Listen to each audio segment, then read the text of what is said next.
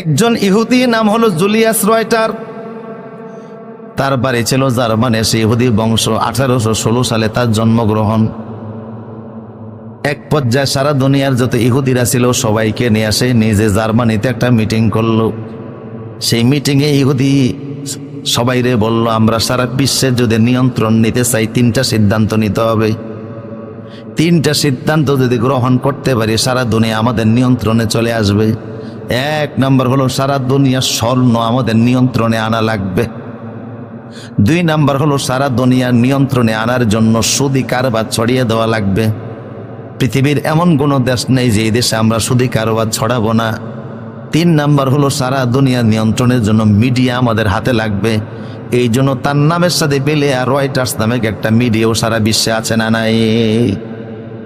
BBC, voice of America পর্যন্ত এই যে রয়টারের সংবাদ সংগ্রহ করে তথ্য দেয়। পৃথিবীর এমন কোনো মিডিয়া নাই যে রয়টারের সংবাদ তারা পরিবেশন করে না।